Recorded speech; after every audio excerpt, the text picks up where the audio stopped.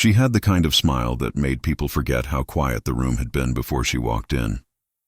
To her neighbors in Friendswood, Texas, Clara Harris was the very image of composure, a dentist, a mother of twins, a woman who'd built a life with care and precision. Her husband, David Harris, was her equal in almost every way. Charming, successful, the co-owner of the same dental practice.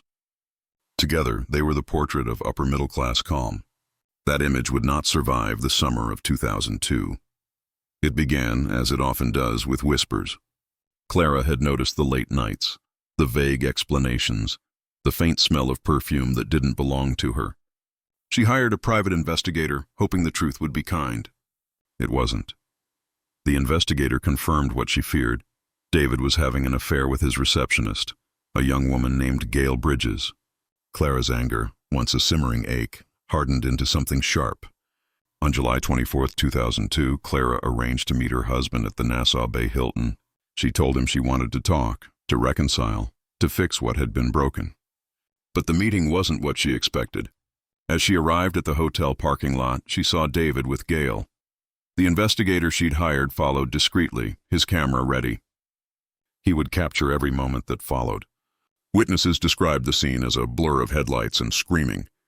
Clara, in her silver Mercedes-Benz, accelerated toward her husband. Once, twice, then a third time. David was thrown to the ground and the car rolled over him. When the police arrived, they found Clara sitting in the driver's seat, her hands trembling on the wheel, her sons in the back seat. At trial, her defense team argued that it had been an act of passion, an uncontrollable surge of emotion brought on by betrayal.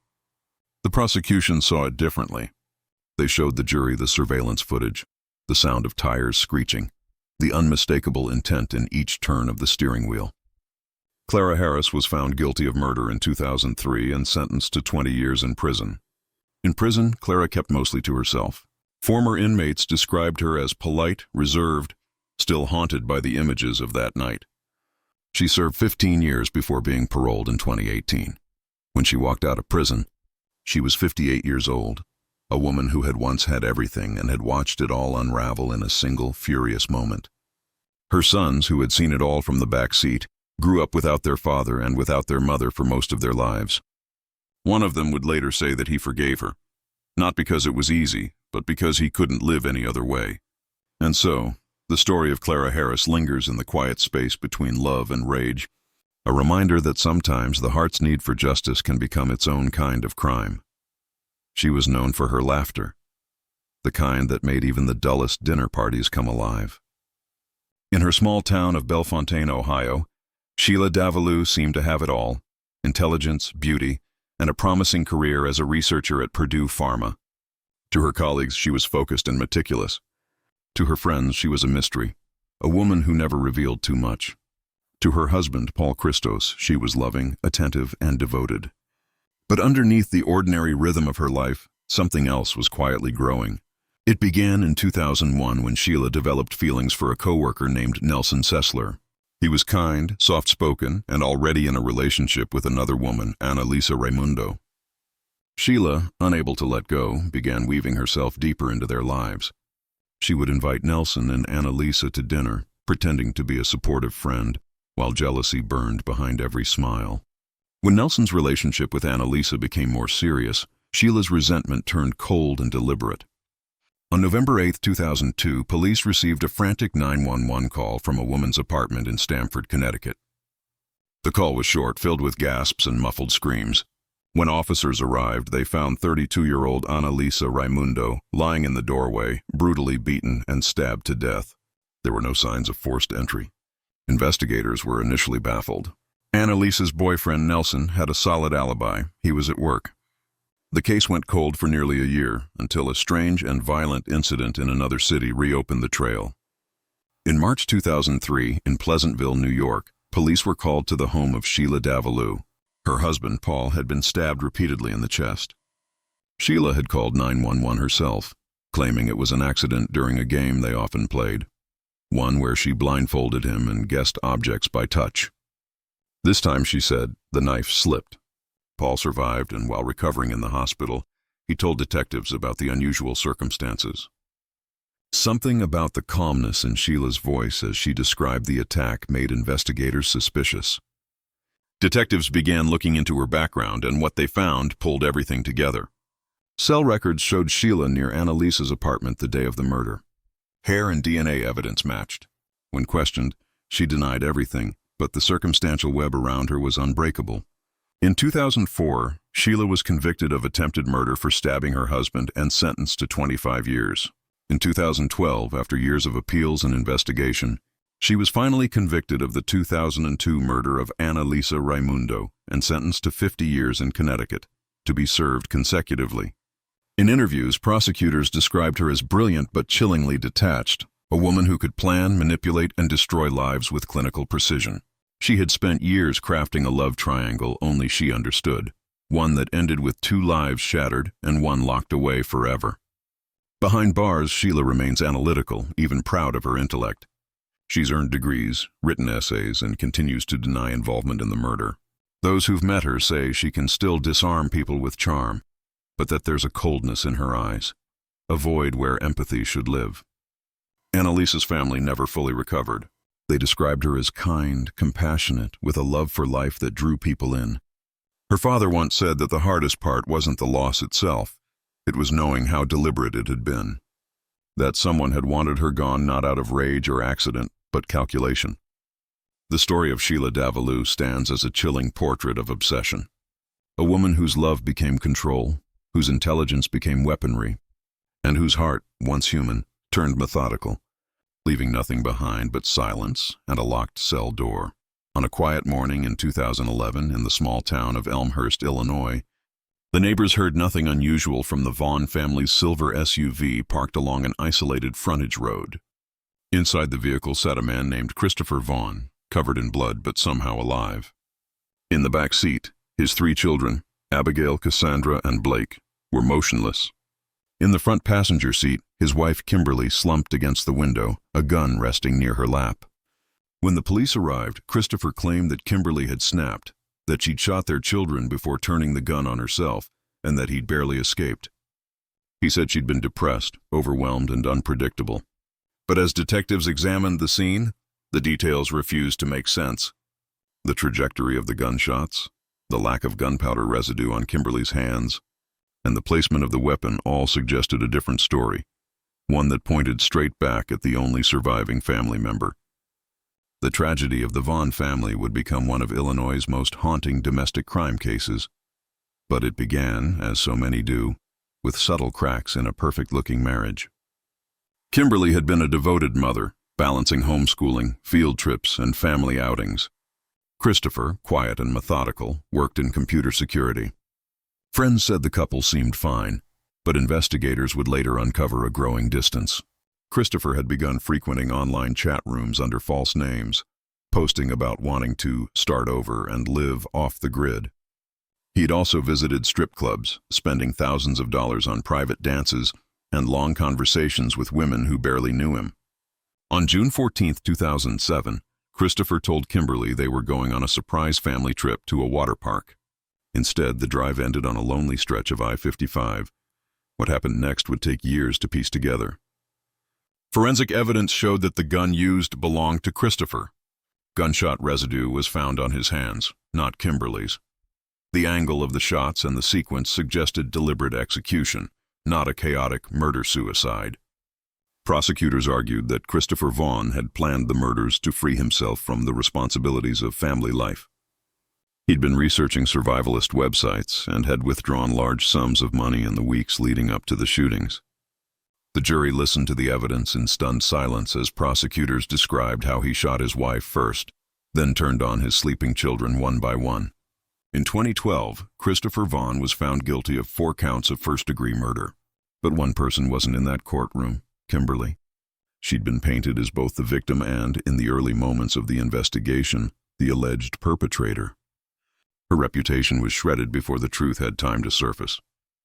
It was her family who restored it, fighting to clear her name in public memory. For years, people debated whether Vaughn's emotionless demeanor meant guilt or shock. But the facts were unshakable. His gun, his motive, his lies.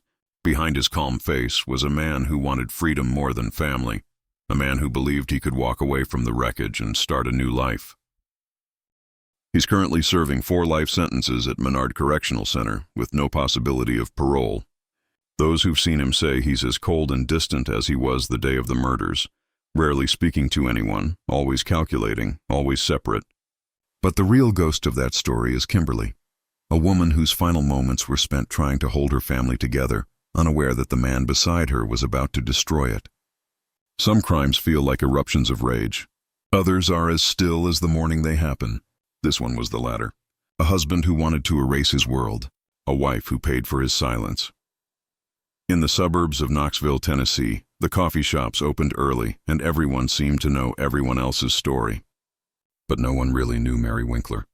She was quiet, polite, the kind of woman who smiled softly in conversation and kept her struggles buried under a gentle voice.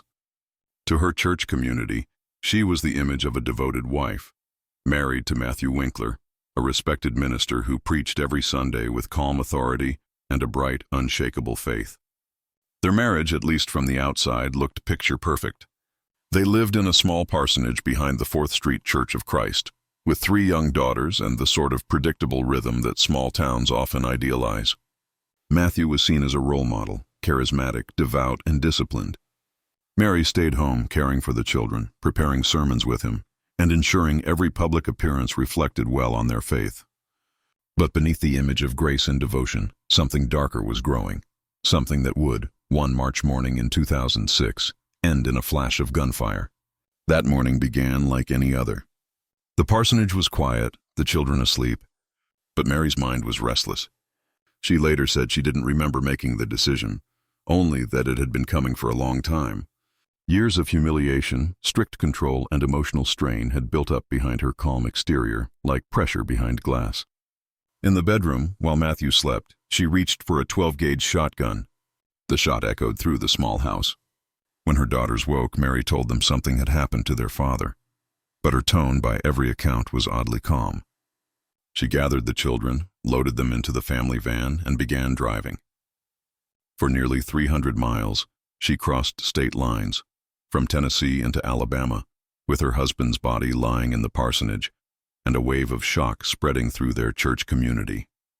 When police eventually caught up with her in Orange Beach, Alabama, she didn't resist. The officer who handcuffed her said she looked more tired than frightened, like someone who'd finally stopped running. Back in Tennessee, the investigation began to pull apart the life that everyone thought they knew. Church members were stunned.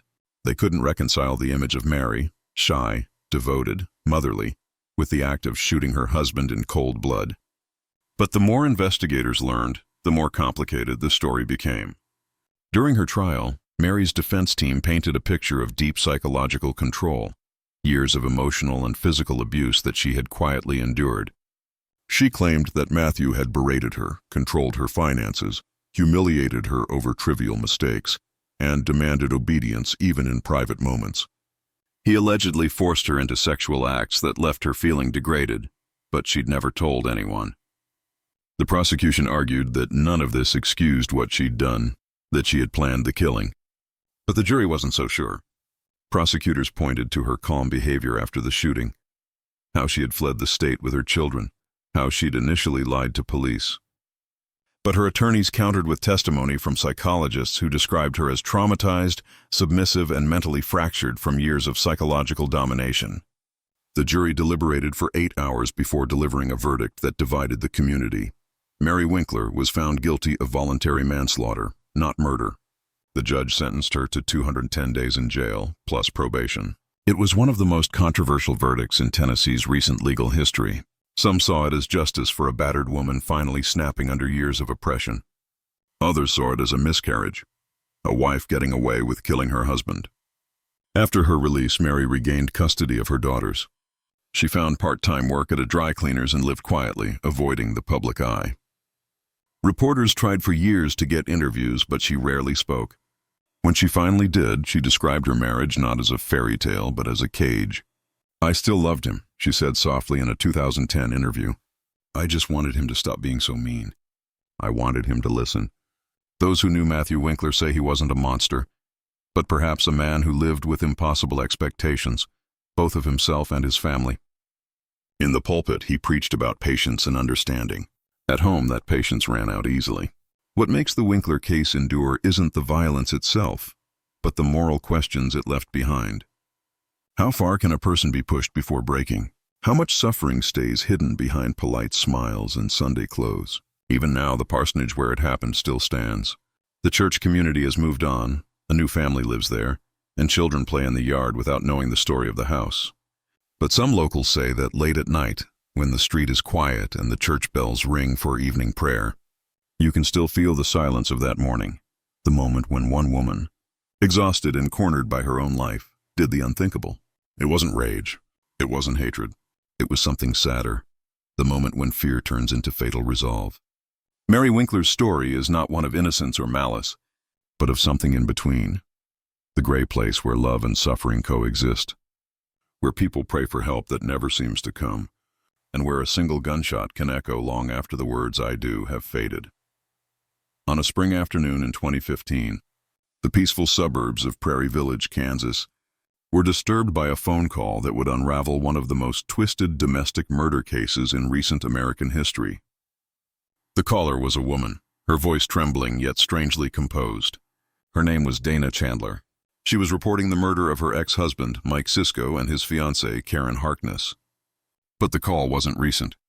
The crime had taken place over a decade earlier, in 2002, and the story Dana was about to tell would pull detectives back into a mystery they thought had gone cold. Back in 2002, Mike Sisko and Karen Harkness were found dead in Karen's Topeka home, each shot multiple times in their sleep. The scene was disturbingly quiet. No signs of forced entry, no stolen property, no evidence of robbery. Just precision. Someone had stood over their bed and fired 11 rounds. The murders were personal, deliberate, and filled with emotion. At the time, detectives suspected Dana Chandler almost immediately. She was the ex-wife, bitter, jealous, and angry over the custody arrangement involving their children. Mike had moved on with his life, and Dana, according to friends and family, had not. She had been described as obsessive, calling Mike repeatedly, driving by his house and showing up uninvited to family events. Her divorce had left her unmoored. She'd been living in a haze of resentment, telling friends that Mike had ruined everything. But suspicion alone isn't evidence. For years, the case sat untouched. There were no witnesses, no murder weapon, no DNA, no fingerprints. Just the faint outline of a woman who couldn't let go. Detective Jim Collins, a Topeka homicide investigator, never forgot the case. In 2010, 8 years later, he decided to reopen it. Advances in forensic science hadn't produced new leads, but a deep re-examination of Dana's behavior did. Old interviews resurfaced, letters and recorded voicemails were analyzed, and a timeline emerged that placed her near the victim's home around the night of the killings. The detectives discovered that Dana had no solid alibi. Her car's mileage didn't match the story she gave about her whereabouts that weekend. Gas station receipts and witness statements placed her near Topeka at suspicious hours. And the anger, the unrelenting obsession, was evident in every message she left behind. In 2011, Dana Chandler was arrested and charged with 2 counts of first-degree murder. The trial became a media spectacle, not because of celebrity, but because of the unnerving psychological portrait it painted of domestic obsession. In the courtroom, the prosecution presented Dana as a woman consumed by resentment, unable to accept that her ex-husband had found happiness without her. They described a mind so twisted by control and rejection that the only solution she saw was to erase what she couldn't have. The defense, however, painted her as a victim of assumption, a woman trapped in circumstantial evidence and character attacks, with no physical proof linking her to the murders. During the trial, jurors were shown photos of the crime scene. The images were haunting. 2 lovers asleep, their lives ended in a matter of seconds. It was an act of cruelty carried out with surgical precision. And the question hung in the air: who else could have done it? After deliberating for 6 hours, the jury found Dana Chandler guilty on both counts. She was sentenced to life in prison with no chance of parole for 50 years. But the story didn't end there. In 2018, the Kansas Supreme Court overturned her conviction, citing prosecutorial misconduct. The lead prosecutor had made inflammatory statements during closing arguments, appealing to the jury's emotions rather than evidence. Dana was granted a new trial. During her retrial in 2022, the emotional weight of 20 years bore down on everyone in the courtroom. Dana had aged visibly, gray hair, thin frame, eyes that no longer burned with defiance but still carried that sharp, restless intelligence. The prosecution again leaned on circumstantial evidence, her jealousy, her lies, her timeline. The defense argued that the state had built a story around emotion, not proof. The jury was deadlocked. The judge declared a mistrial. Dana was neither free nor convicted, trapped in a legal limbo that reflected the very state of her own mind. Today, she remains behind bars, awaiting the outcome of her next proceedings. She continues to proclaim her innocence. In interviews, she speaks calmly, almost academically, about the justice system, calling herself a wrongfully accused woman. But those who knew her, the ones who saw her anger, her late-night calls, her unpredictable moods, believe something else. Friends of the victim say Dana had a darkness that grew when she lost control of her marriage. A neighbor once recalled hearing her mutter, "If I can't have him, no one will." That phrase became the haunting echo of her case. For the families of Mike and Karen, closure never truly came. Mike's sister once said, "Even if she spends the rest of her life in prison, we still lost two people who should have been here. She took them, and she took our peace." In small towns like Topeka, time doesn't erase tragedy, it preserves it. The house where Mike and Karen died still stands. The same trees outside, the same quiet street. The only difference is that the laughter that once drifted from its windows has been replaced by the memory of gunfire and silence. The story of Dana Chandler is one of obsession masquerading as love, a reminder that some hearts refuse to let go even when they've already lost. It's about what happens when grief becomes control and control becomes destruction. Some people move on after heartbreak. Others turn it into a plan, and in that small Kansas bedroom, 2 lives were taken by someone who, even now, insists she's innocent, even as the evidence whispers otherwise. In the rolling farmland of Pennsylvania, the Shapiro family home looked like any other: white siding, trimmed lawn, the hum of cicadas in summer. To anyone passing by, it was peaceful, the picture of a steady middle-class family. But behind the front door, a slow and silent breakdown was unfolding between a husband and wife who no longer recognized each other. Her name was Ray Carruth, and she'd once been admired in her community for her warmth and energy. Her husband, Robert Shapiro, worked long hours managing a small auto repair business. Together, they'd built a life that from the outside looked steady, even enviable. But beneath it, their marriage was deteriorating. Resentment, distrust, and loneliness had grown quietly in the corners of their home, and by 2006, Ray had become someone unrecognizable to those who had known her best. She began spending long stretches of time online, in chat rooms, message boards, anywhere she could feel seen again. There, she met a man who made her feel alive, someone who told her she deserved more than the routine of her marriage. Soon, those conversations became calls, and those calls became plans. The digital escape that had once been harmless became her entire world, and Robert, once her anchor, became the obstacle between her and freedom. One night, Ray sat awake at the kitchen table long after her husband had gone to bed. The house was silent except for the soft hum of the refrigerator and the ticking of a clock. She opened her laptop and began searching, not for comfort, but for a way out. How to make it look like an accident. Sleeping pill overdose. Untraceable poisons. It would take investigators months to uncover those searches. By then, Robert would already be dead. It started subtly. Ray began slipping small amounts of antifreeze into Robert's drinks. Just a little at first, enough to make him nauseous, tired, weak. When he complained, she urged him to rest, convincing him he was coming down with the flu. She told neighbors he'd been stressed, overworked, maybe even depressed. The story fit neatly into the image she'd built, the caring wife trying to help a husband under pressure. But as the weeks went on, Robert's condition worsened. He grew disoriented, complained of pain, and struggled to walk. Still, he refused to believe anything was seriously wrong. When he finally agreed to go to the hospital, doctors were baffled. His kidneys were failing, his blood chemistry collapsing. No one suspected foul play, not yet. When Robert died in October 2007, his death certificate listed organ failure due to undetermined causes. Ray played the role of the grieving widow with chilling precision. She organized a tasteful funeral, accepted condolences with trembling hands, and told everyone she couldn't imagine life without him. To most people, her sorrow seemed genuine. But to those who looked a little closer, Something about her grief seemed rehearsed. It might have ended there, a perfect crime, if not for a single conversation overheard by chance. One evening, months after the funeral, Ray confided in a close friend during a dinner party. A few drinks in, her mask slipped. She said something that made the friend's stomach turn. It's strange, isn't it? How easy it is to get away with things when people think you're heartbroken. The friend didn't sleep that night. The next morning, she went to the police.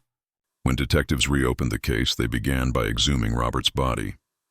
Lab results revealed lethal levels of ethylene glycol, the main ingredient in antifreeze. The pattern of his symptoms now made sense. Confusion, weakness, organ shutdown. Each sign pointed to deliberate poisoning. When questioned, Ray denied everything. She claimed she didn't even know what antifreeze was made of.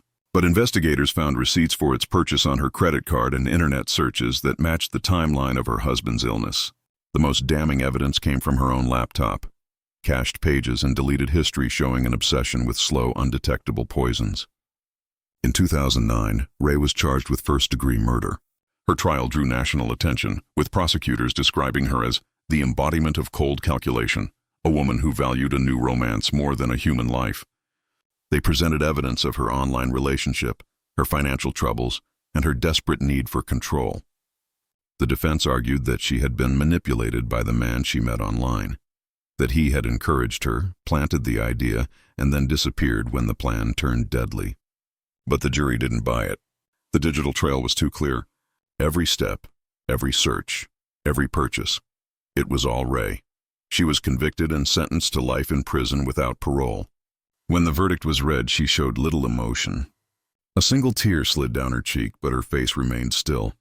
Reporters noted how she carried herself, not with anger or panic, but with a kind of numb acceptance. In prison interviews, Ray said she still didn't fully understand why she did it.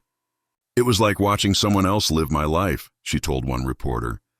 "Like I couldn't stop myself from falling." The man she'd met online was never charged. His identity remains largely unknown, hidden behind usernames and untraceable accounts. Some believe he was real. Others think he was just a projection, a fantasy she invented to justify what she'd already decided to do. Robert's sister visits his grave every few weeks. She leaves a small cup of coffee beside his headstone, a quiet ritual they'd shared in life. She once said that the hardest part isn't the loss, but the betrayal.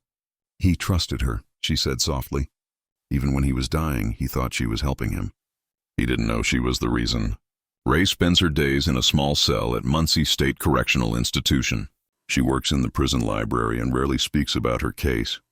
Fellow inmates describe her as polite but distant, as if she's still living somewhere far away, in the version of her life that ended the day she picked up that bottle of antifreeze.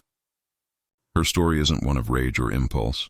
It's quieter, slower, a death planned over tea and polite smiles, a murder disguised as devotion. It's the kind of evil that doesn't shout or scream. It whispers. It takes its time. It looks ordinary, and that's what makes it so terrifying. The house still stands on the edge of the neighborhood. New owners live there now. The kitchen where she stirred drinks and wiped the counter clean is bright and renovated. But beneath the floorboards, the ghosts of what happened linger, reminders of how easily love can decay into something deadly when resentment takes root and no one is watching. In the end, Ray Carruth, once a wife, once a mother, once a woman searching for meaning, became her own undoing. Not because she was angry, but because she was empty. And in that emptiness, she made herself believe that ending a life was the only way to begin her own again. Which of these cases shocked you the most? Was it the quiet ones, the calculated ones, or the ones that felt too familiar? Let us know your thoughts in the comments below. And stay with us. The stories only grow darker from here. The town of Meridian, Mississippi, was quiet in the summer of 2011. Heat hung heavy in the air, and the only sounds most nights were the low hum of cicadas and the distant bark of dogs. On Maple Street stood a small blue house, ordinary, well-kept, and perfectly average.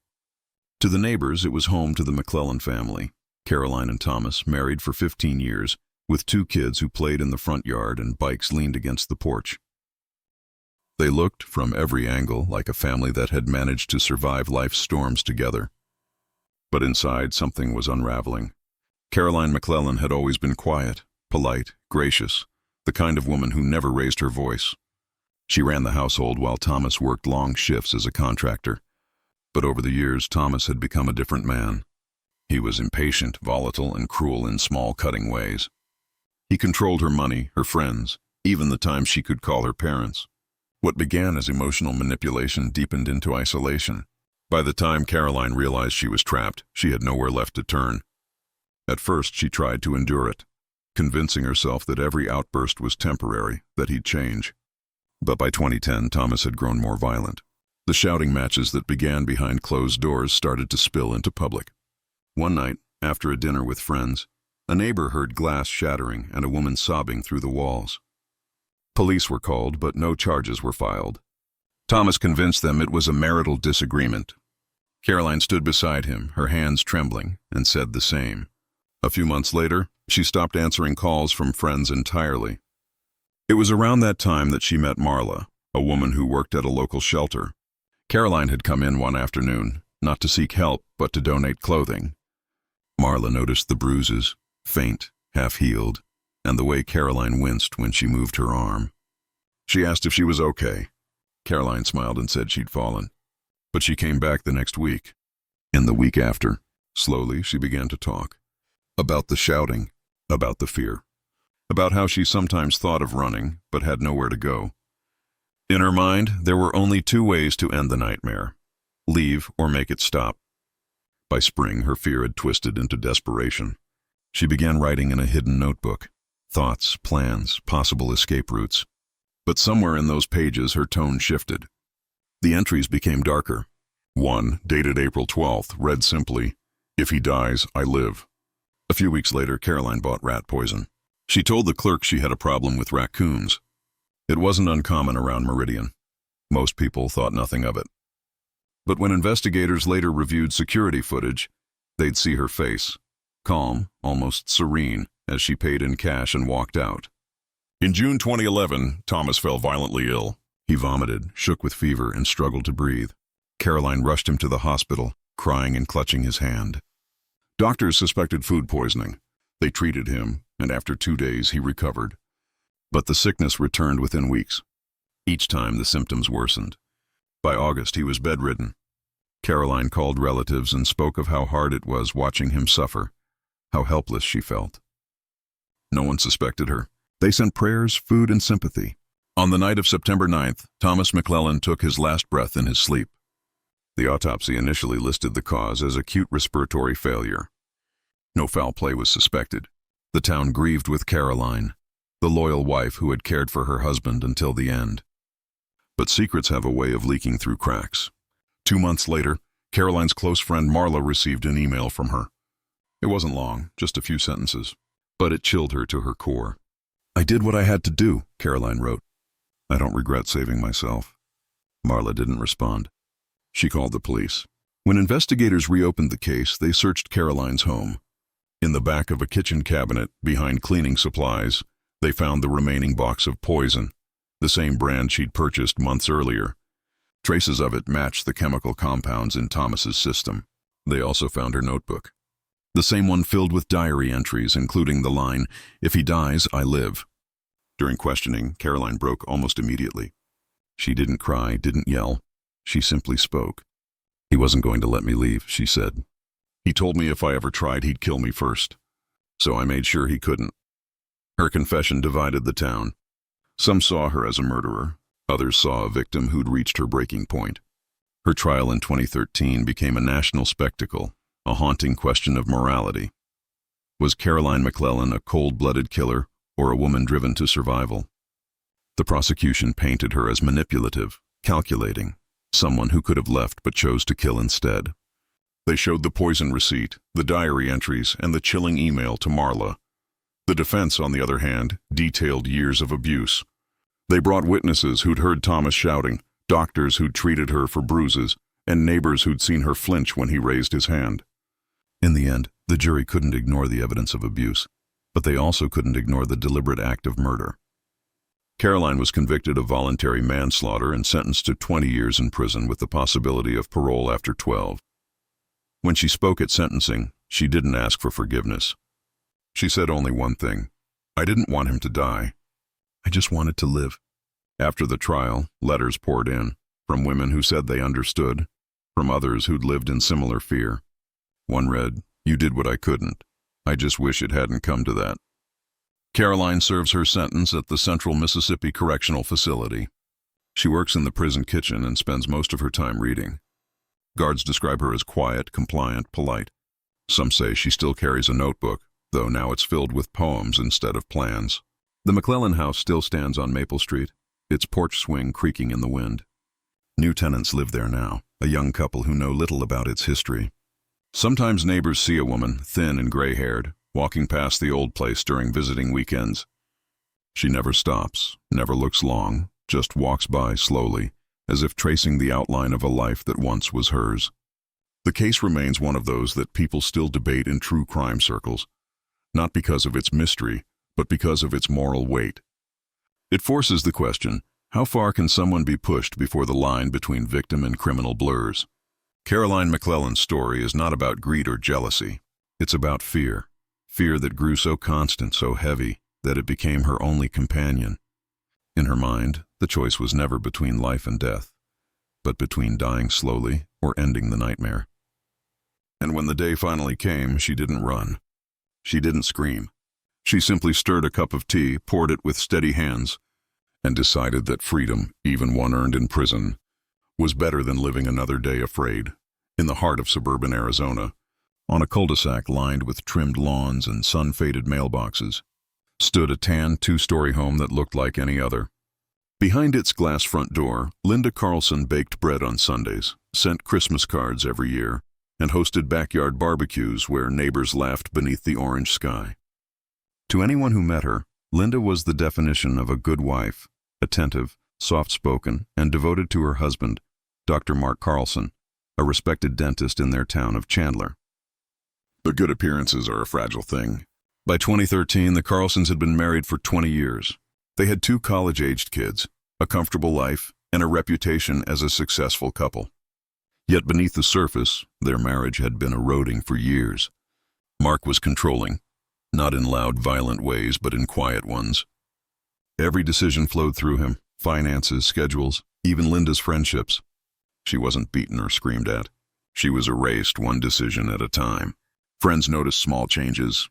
Linda stopped volunteering at church. She avoided gatherings she once loved. She smiled, but only with her mouth, never her eyes. One friend recalled that whenever she mentioned the idea of taking a trip or pursuing a hobby, Linda would laugh nervously and say, "Mark wouldn't like that."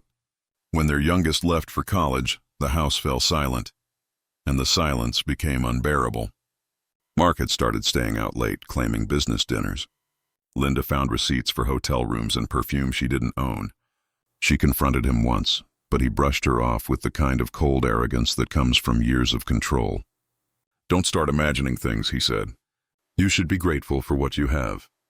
That night, Linda sat alone at the kitchen table, staring at the half-empty wine glass he'd left behind.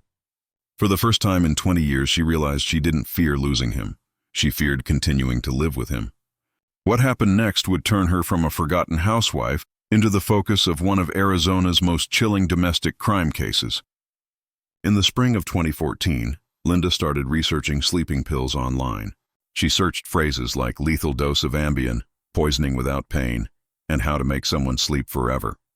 Investigators would later find those searches on her laptop.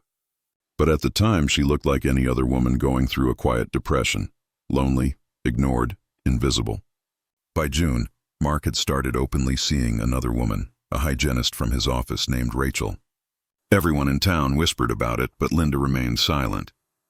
She kept up the facade, dinners, church, small talk, but something had shifted behind her calm expression.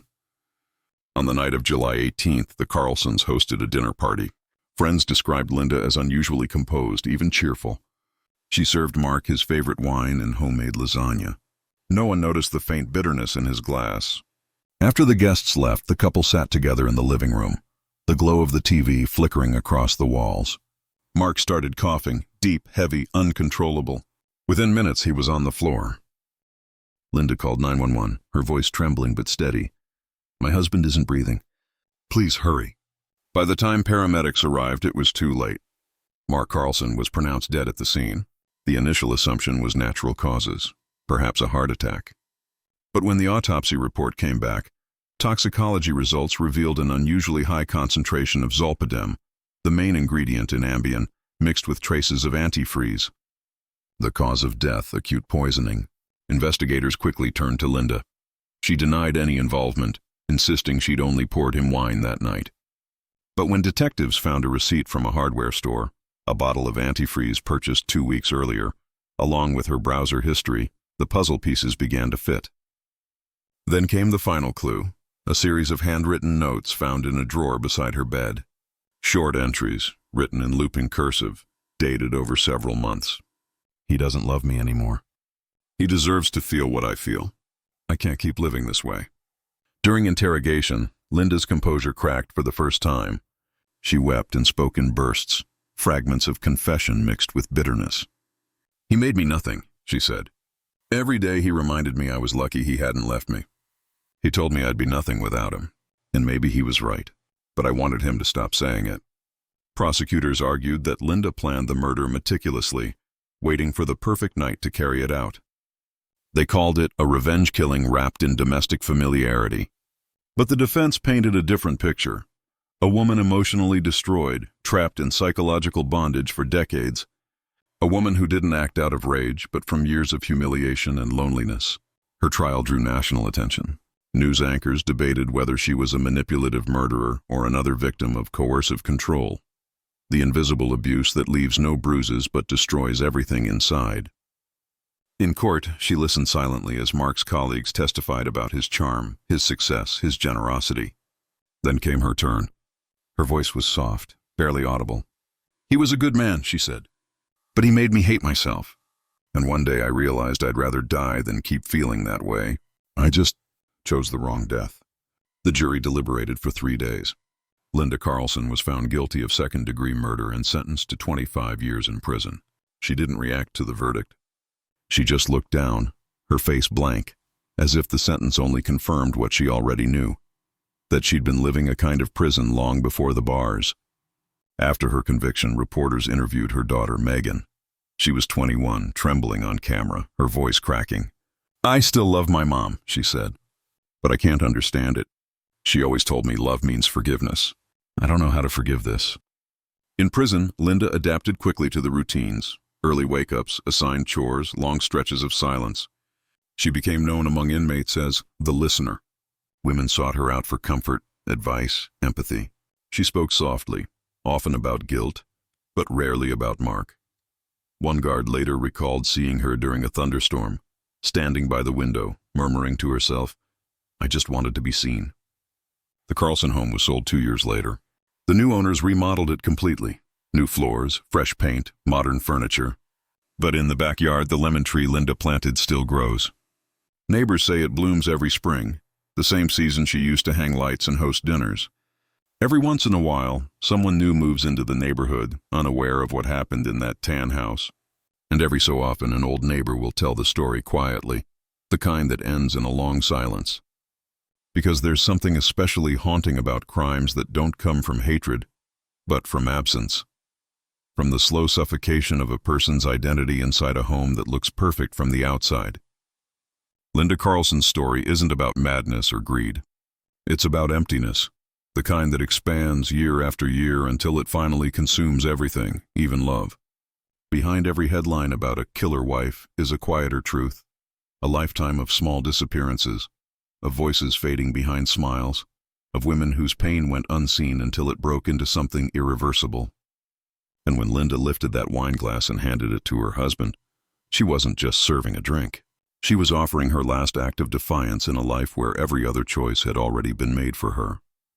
In the fall of 2016, the residents of Redmond, Oregon were shaken awake by the kind of crime that doesn't fit its surroundings.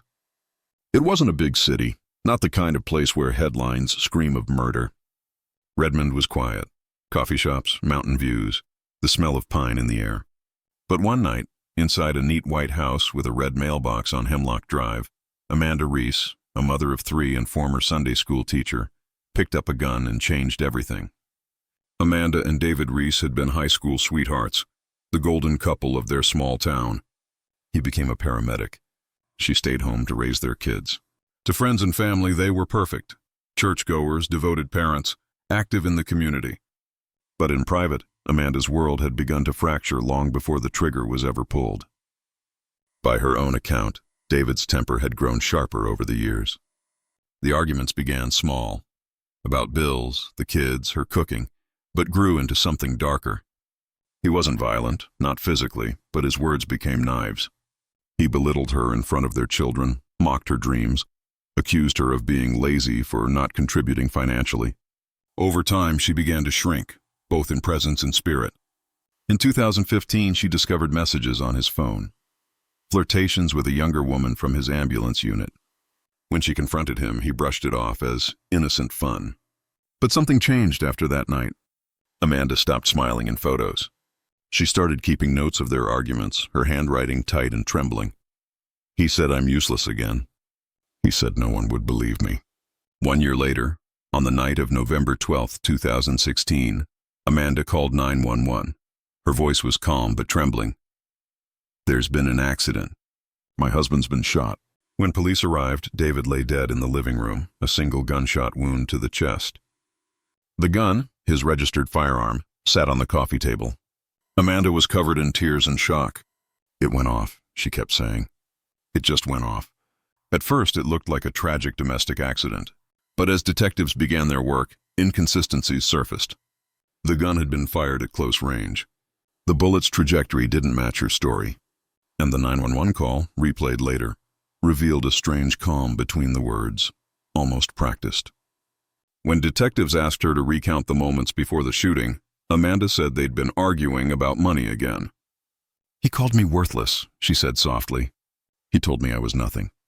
Then, she claimed, he'd grabbed the gun from the drawer. Not to hurt her, but to scare her. "I tried to take it from him. It went off." But forensic tests told another story. The fingerprints on the gun were almost entirely hers. Gunpowder residue was found on her right hand. David's were faint. As evidence mounted, Amanda's version of events began to unravel.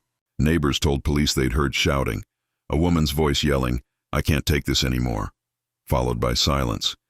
During a second interview, Amanda finally broke down. "He wouldn't stop," she whispered. "I wanted him to stop."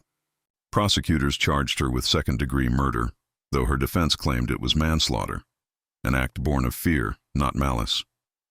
During the trial, the courtroom was divided. Half the town saw Amanda as a murderer who snapped after being caught in her own bitterness. The other half saw a woman pushed past breaking, trapped in emotional abuse so deep that violence felt like escape. Prosecutors showed text messages from the days before the shooting. "David, you're pathetic, Mandy. I'm done trying." "Amanda, please stop saying that." "David, you're nothing without me."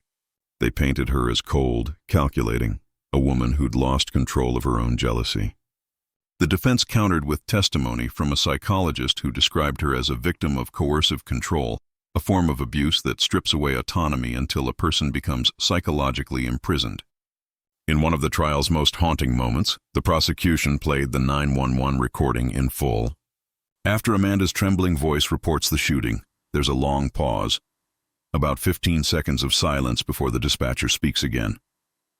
During that pause, Amanda whispers to herself almost inaudibly, "It's finally over." That whisper sealed her fate. After 2 weeks of testimony, the jury found her guilty of second-degree murder. She was sentenced to 30 years in prison. When the verdict was read, Amanda didn't cry. She nodded once, her face pale, and said softly, "I understand." Her children, 2 teenagers and a college freshman, sat in the front row. They refused to look at her as she was led away. Later, her daughter told a reporter, "I loved them both. I just wish she'd left instead." In prison, Amanda took up teaching literacy classes for other inmates. The staff described her as calm, reserved, always polite. One guard said she never raised her voice, never complained, but often sat alone in the yard staring into the distance, as if she was still hearing an argument that wouldn't stop. When interviewed for a documentary 2 years later, Amanda said, "I didn't hate him. I hated who I became with him." Then she added quietly, "And maybe that's the same thing." The Reese home was sold not long after her sentencing. The new owners stripped it of everything, new paint, new furniture, new walls. But sometimes during the quiet Oregon nights, A few neighbors still remember the sound of sirens that broke. The calm that November evening, the moment the perfect couple ended in a single gunshot that echoed across Hemlock Drive. Amanda's story raises the same haunting question echoed throughout so many of these cases. What happens when silence becomes its own kind of violence? When years of emotional suffocation explode in one irreversible moment? It's easy to call her a murderer, and easier still to call her a victim. The truth, as always, lies somewhere in the unbearable middle, a space between fear and rage, love and hatred, life and the prison cell she wakes up in every morning. Each night, before lights out, Amanda still writes in a journal. On the inside cover of one of them, found years later during an interview for a true crime series, she'd written one simple line: "He said I'd be nothing without him. Now I am nothing and he's gone."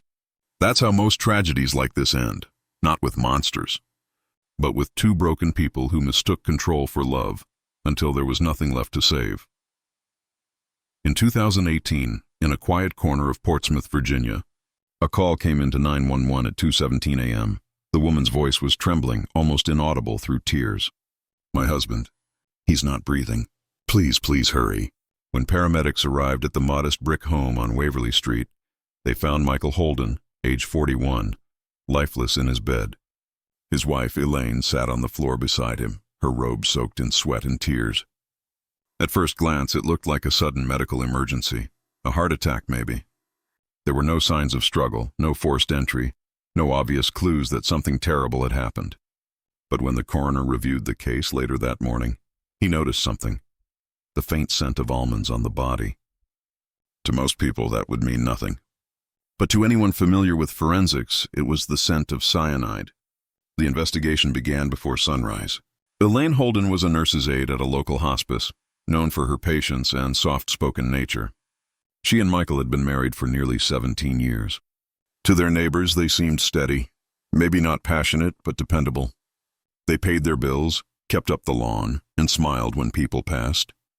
But what the neighbors didn't see was the erosion happening quietly inside their marriage. Michael had once been a kind man, but after losing his job in 2014, bitterness began to take root. He started drinking, first on weekends, then most nights. The drinking turned to shouting. The shouting turned to threats. By 2016, Elaine's friends had stopped visiting entirely. He'd humiliate her in front of people. One co-worker later testified. Once at a work dinner, he told her she was too stupid to talk about anything but groceries. Elaine never fought back. She just smiled tightly and stayed quiet. But at home, she wrote in her journal, "He tells me I'm lucky he keeps me. I dream about peace, but peace feels impossible." By 2017, Michael had drained their savings and was demanding Elaine take out credit cards in her name. He controlled every penny she earned. She wasn't allowed to drive without permission. Every part of her life, her phone, her friends, even her family visits, was monitored. So when she learned about cyanide in a casual online article, how quickly it worked, how hard it was to detect, the idea lodged somewhere deep in her mind. Not as a plan, not yet, just a possibility. In December 2017, she ordered a small bottle of potassium cyanide online using her work credentials, claiming it was for rodent control. In her mind, she justified it as a precaution, something she might never use. But the thought of having it nearby brought her a strange sense of safety. A month later, Michael told her he planned to file for divorce, and that she'd leave with nothing. He laughed as he said it. On the night of January 28, 2018, they had dinner together: chicken, potatoes, and a glass of wine. Elaine later told police it had been one of their better evenings. He'd even kissed her cheek before bed. But when he went upstairs, she stayed behind at the table for almost an hour, staring at the wine bottle. What happened next was quiet, deliberate, and irreversible. She mixed a small amount of cyanide into his glass, carried it upstairs, and set it on his nightstand. He thanked her for being sweet, and within 20 minutes, he was gone. When police questioned her, she told the same story she'd told 911, that he'd simply stopped breathing in his sleep.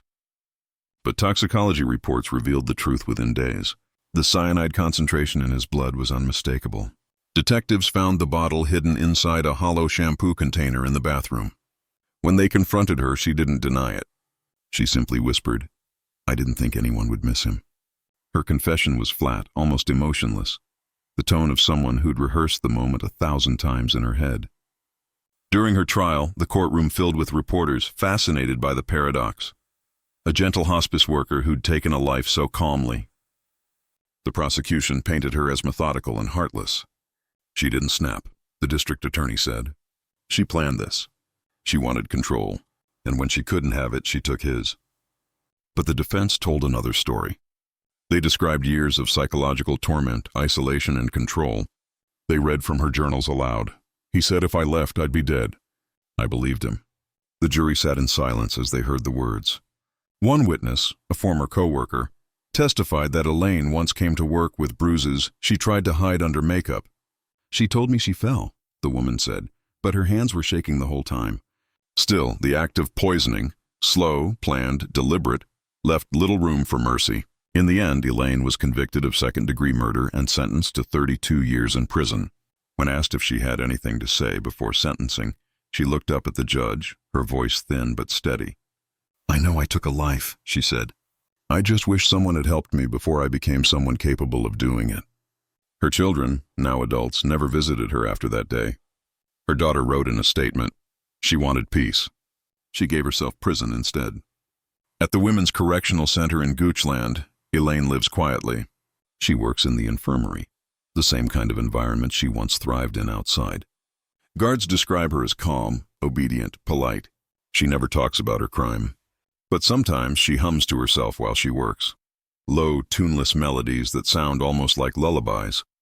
A journalist who interviewed her for a true crime documentary asked, "Do you regret it?" Elaine paused. "Every day," she said. "But I regret surviving him even more." The house on Waverly Street has been remodeled. The new owners didn't know its history until after they moved in. The realtor never mentioned the death. But sometimes they say they can still smell something faint. Not rot, not decay, but something chemical, sharp like almonds when the air turns cold. Neighbors still remember the night of flashing lights, the quiet ambulance that drove away without sirens.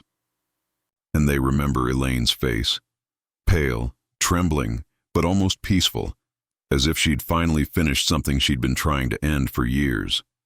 Her case remains one of the most unsettling in Virginia's domestic crime history, not because of its violence, but because of its stillness. There was no fight, no chaos, no moment of madness. Just a woman sitting at a table, staring into a glass, and deciding she'd been quiet long enough. Sometimes the deadliest crimes aren't loud. They happen softly in the same tone as an apology. And when Elaine poured that wine, she wasn't thinking of revenge. She was thinking of silence, the kind that can't be broken by shouting, the kind that finally, at last, felt like peace. In 2005, in a small Kansas town surrounded by fields and long, quiet roads, Caroline Mercer was known for her roses. Her front yard bloomed every spring in perfect reds and soft whites. The garden was her pride, her sanctuary, her escape from a life that looked peaceful but wasn't. Caroline had been married to Pastor Thomas Mercer for 23 years. He was respected, even feared, by some, a preacher who commanded every room he entered. To the congregation, he was a man of God. To Caroline, he was a man who made her kneel to pray after he'd made her cry. They met when she was 19, barely out of high school, and he was already the rising voice of the local church. He told her she was chosen, that God had sent her to be his partner in ministry. For years she believed it. She believed everything he said. But behind closed doors, he ruled through humiliation. He'd stand her in front of a mirror and list her sins. Too prideful, too lazy, too worldly. When she tried to speak, he'd say, "The Lord doesn't need your opinion, Caroline. He needs your obedience." Their son Caleb left home at 17 after a fight that ended with Thomas slapping him across the face during dinner. Caroline didn't stop him from leaving. She couldn't.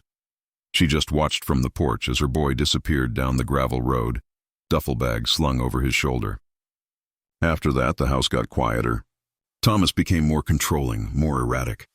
He'd forbid her from visiting neighbors. He monitored her phone calls. Once, when she forgot to iron his shirts before Sunday service, he made her stand in the cold yard while he preached about wives who fail their purpose. The congregation clapped when he spoke. They didn't know who he was talking about. By 2004, Caroline had stopped attending church entirely. She claimed health problems. Thomas didn't argue. He preferred her absence. The church began to see him as a man burdened with a wayward wife. Sympathy flowed his way. Then one morning, everything changed.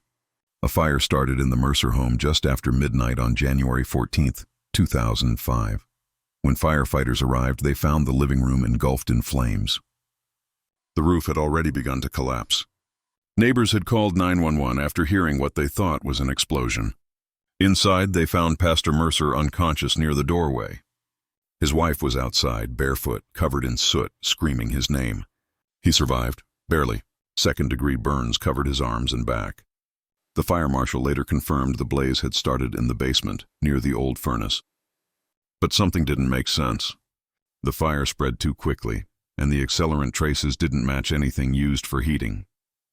An arson investigation followed. At first, Caroline played the role of the devastated wife perfectly. Trembling hands, red eyes, quiet voice. But when investigators found traces of gasoline on her robe and shoes, her story began to unravel. She claimed she had gone downstairs to find Thomas after smelling smoke. She said the fumes must have soaked into her clothes. But detectives found more. A half-empty gas can hidden behind the shed, her fingerprints all over it. When confronted, she denied everything. For 3 weeks, she maintained her innocence. Then one morning, she asked to speak privately to the lead investigator. What she said shocked him. "I didn't mean to kill him," she began. "I meant to scare him. I wanted him to feel a little of the fear he gave me every day." She said the plan had started small, just an idea she couldn't stop thinking about. She'd wanted to light a small fire in the basement while he slept upstairs, force him to run, force him to see that he wasn't invincible. But when the flames caught the wooden beams, they spread faster than she expected. "I thought I'd put it out," she whispered. "I panicked. And then it was too late." The confession was partial, but enough. At trial, the prosecution called it attempted murder by arson. They argued she'd soaked the basement deliberately, intending to kill him. They presented the gas can, the financial records, a new life insurance policy signed just 2 months earlier. Caroline said she didn't even know about the policy, that Thomas handled all their finances. But the damage was done. The jury saw calculation, not desperation. The most damning testimony came from her own son, Caleb, who returned to testify after years of silence. He didn't defend his mother. He told the truth as he saw it. He was cruel, Caleb said. He broke her. But she broke too. "I don't think she lit that fire because she hated him. I think she lit it because she couldn't see another way to exist." After 2 days of deliberation, the jury found her guilty of first-degree arson and attempted second-degree murder. She was sentenced to 28 years in prison. Pastor Mercer survived but never returned to the pulpit. His burns never healed properly, and he moved to another county. He told reporters that he forgave his wife, as a man of God must. But those who knew him said he never truly did. He simply erased her from every sermon, every memory, every mention. Caroline was sent to the Topeka Correctional Facility, where she became known among inmates for her quiet discipline. She joined a horticulture program, tending to flowers and small garden plots in the prison yard. Roses again, always roses. When a journalist visited her 10 years into her sentence, she said something that stayed with him. "People think prison started when I came here. It didn't. It started the day I married him." Her son, Caleb, now living in Missouri, wrote her occasionally but never visited. In one letter, he told her he'd started a family. She never replied, but she kept the letter folded neatly in her Bible, between Psalms and Lamentations. The guards say she never complains. When asked about her past, she only says, "God gave me silence, and I learned to live in it." On her 15th year inside, one of the younger inmates asked her if she regretted it. Caroline thought for a long time, then said softly, "I regret that I didn't burn the fear first." Her story circulates quietly among true crime enthusiasts, a case that still divides opinions. Was she a monster or a survivor? The burned house was torn down years ago. In its place now stands a small church parking lot. On quiet nights, locals say they sometimes see a woman sitting near the edge of the lot, where the roses used to grow, her hands folded in her lap, head bowed, not in prayer, but in something heavier. Regret, perhaps, or maybe peace disguised as it. In the end, these women weren't born killers. They were made in silence, shaped by fear, and driven by a love that turned into its own prison.